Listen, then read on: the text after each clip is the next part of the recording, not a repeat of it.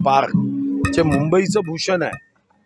आज जगामध्ये साधारणतः इतक्या क्षेत्रातलं मोठं पार्क अर्बन पार्क नाही. आपण सेंट्रल पार्क न्यूयॉर्क बघू शकता, हाइड पार्क बघू शकता, पण निश्चितपणे एक आम्हाला अभिमानाचा गौरवाचं हे पार्क आहे. आणि या ठिकाणी मोठ्या प्रमाणावर जेव्हा पर्यटक येतात त्यांना उत्तम अशा व्यवस्था अपेक्षित असतात.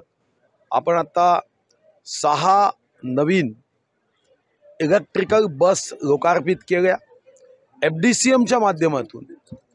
आपण ई कार्ट म्हणजे बॅटरीवर चालणारी बग्गी ही ज्येष्ठांसाठी आज आपण इथं लोकार्पित केली. टायगर सफारी काही वर्ष बंद होती, तीही आज सुरू केली आणि त्यामध्ये आत्ता 6 एकूण वाघवाघीण आहेत. अजून त्यामध्ये 2ची भर आपण टाकणार आहोत. लॉयन सफारीमध्ये गुजरातमध्ये आपण आपले एक वाघवाघीण द्यायची आणि त्यांचा एक सिंह आणि सिंहीण ही इथं आणायची हाही निर्णय केला. आणि यासोबत निश्चितपणे हा संजय गांधी नॅशनल पार्क ज्याच्यामधली जैवविविधता ही अभ्यासाचा विषय आहे आणि त्याही दृष्टीने या पार्कच्या बद्दल एक इंटिग्रेटेड प्लॅन तयार करावा. माननीय मुख्यमंत्री महोदयांनी सूचना केल्याप्रमाणे आपण फिल्म सिटीचा एक विकासाचा स्वतंत्र आराखडा करतोय. त्याच पद्धतीने संजय गांधी नॅशनल पार्कचा एक स्वतंत्र आर्किटेक्ट लावून वनाशी संबंधित कार्य करण्याच्या माध्यमातून याचं एकदा सूक्ष्म शास्त्रशुद्ध नियोजनाच्या माध्यमातून याचा एक 5 वर्षाचा प्लॅन करत संजय गांधी नॅशनल पार्क हा या पर्यावरणाचं चालतं बोलतं अभ्यास सांगणारं विद्यापीठ व्हावं. संशोधकांना ही पर्वणी वाटावी आणि पर्यटकांना कुटुंबासोबत येताना हम साथ साथ ह्याची भावना निर्माण करत इथून त्यांनी परत आनंद घेऊन जावा या दृष्टीने प्लॅन करण्याची योजना निश्चितपणे आम्ही करणार आहोत. पराभवाच्या भीतीने राजकारण सुरू झाले. भाजपाच्या बैठकीमध्ये बोलताना अमित शहा म्हटलं की प्रभू रामावर आमचा अधिकार जास्त आहे.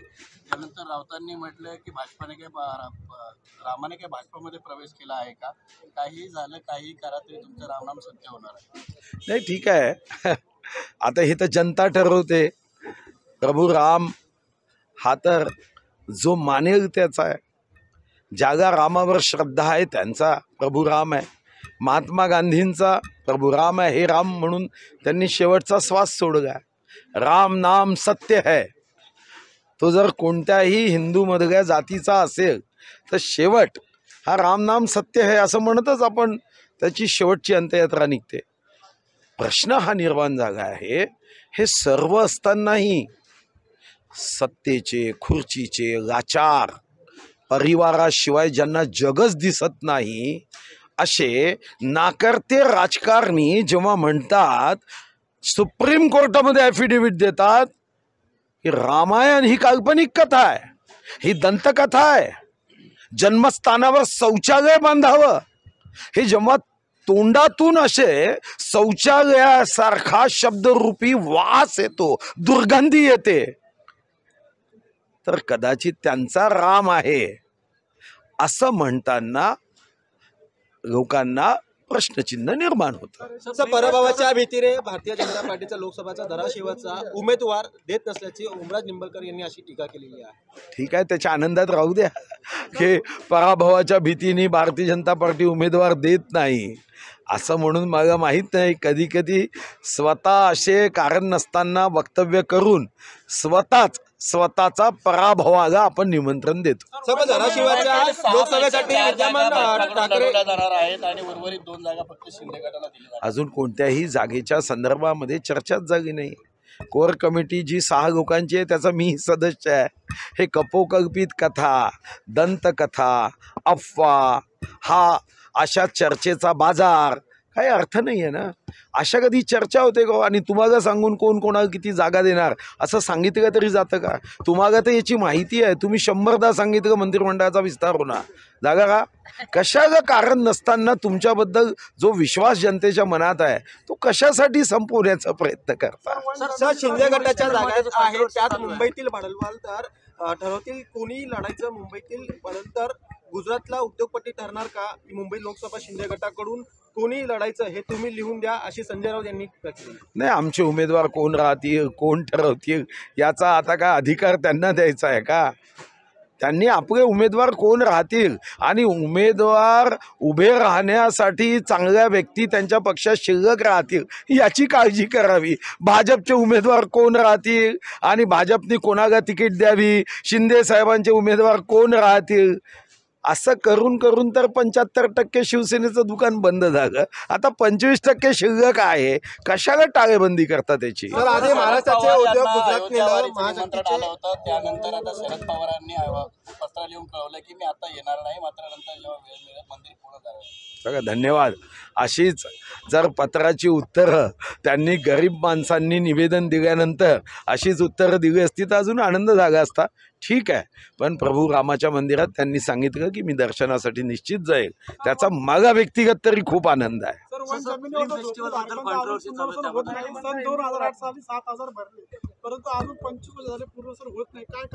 नाही, त्याला अनेक तांत्रिक कारणं आहे. सुप्रीम कोर्टाच्या निर्णयानुसार त्यांचं पुनर्वसन करायचं आहे, पण पुनर्वसन करताना त्यामध्ये अजून भर पडत गेले. काही कुटुंब हे 1/2 झाले आणि मग त्यांच्या याद्या करायला गेल्यानंतर कधी त्या याद्या करायला सुद्धा सहकार्य होत नाही आणि म्हणून हे मागे राहिलं. आणि मधातल्या काळामध्ये या संदर्भामध्ये संबंधित गृहनिर्माण विभाग किंवा इतर विभागांनी काही कामं केलीत आणि आत्ताही एक आमदारांची समिती आहे की ती वेगाने कसं काय आपल्याला यांचं पुनर्वसन करता येईल. पण आपल्या पत्रकार बांधवांनाही माझी विनंती आहे की आपण सुद्धा जेव्हा जेव्हा अशा मागण्यांसाठी लोक येतात त्यांना हे समजवण्याची आवश्यकता आहे की इथून आपल्याला सुरक्षित आणि हक्काच्या ठिकाणी जाणं हेच भविष्यामध्ये दीर्घकालीन फायद्याचं आहे.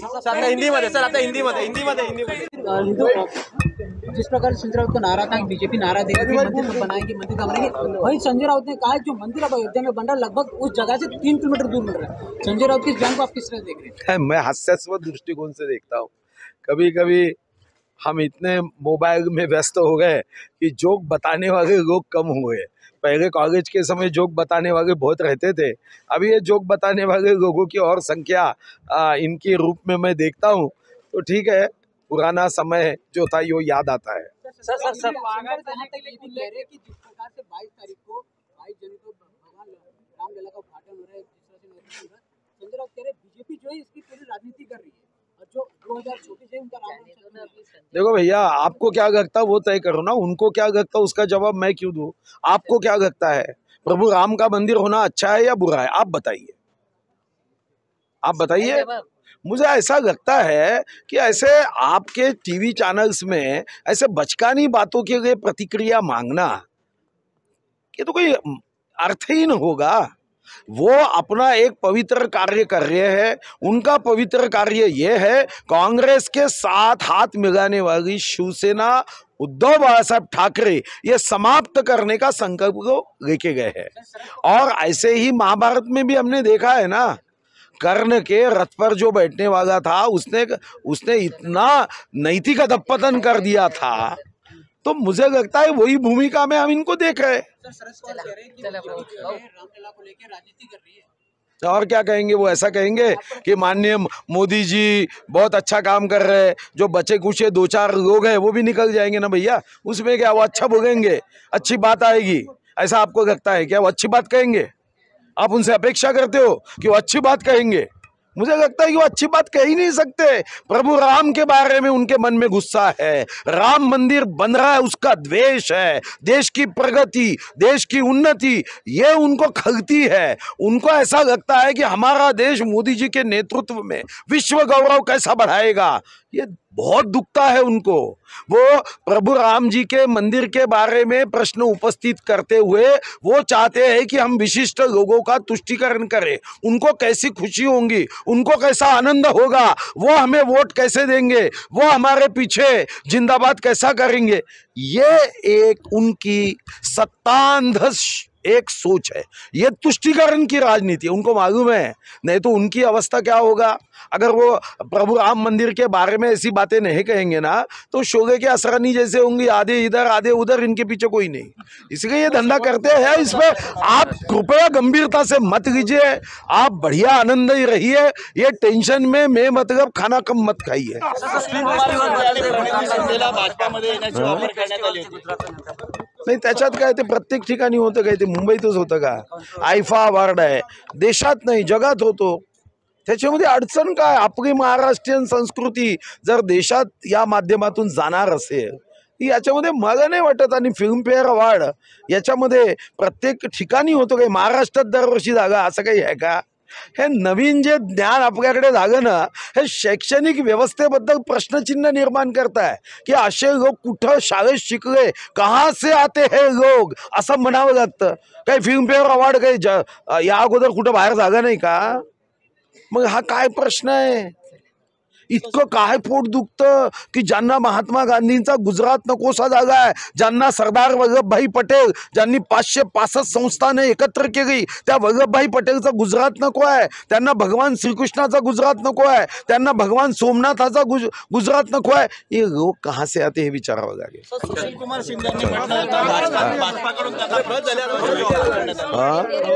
भाजपाने पक्षप्रवेशासाठी सुशील कुमार आणि प्रणिती शिंदेना ऑफर केली होती, काय कोणी केली? अहो त्यांनीच भारतीय जनता पार्टीशी संधान साधलं होतं असं मग सोलापूरच्या कार्यकर्त्यांनी सांगितलं। त्यांनी असं म्हणाले की आम्हाला भाजपमध्ये यायचं आहे, आम्ही घेतलं नाही, भाजपनी मला निमंत्रण दिलं असं सांगून काँग्रेसमध्ये आपलं स्थान मजबूत करण्याचा हा एक सफल म्हणा असफल प्रयत्न आहे। कोणी दिलं त्यांना निमंत्रण?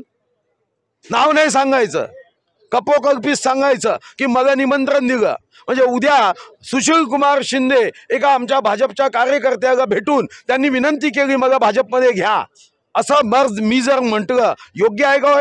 आणि कोणत्या स्तरावरचे नेते आहे, कसे का वागतात, असं का वागतात हे समजण्याच्या बाहेर आहे। अरे तुम्हाला तुमचं स्थान पक्षात मजबूत करायचं असेल तर करा ना, पण त्याच्यासाठी मग भाजपचं निमंत्रण आहे, अन्यथा काहीही होऊ शकतं असं राजकारण, इतकी पदं भोगल्यावर आश्चर्य आहे।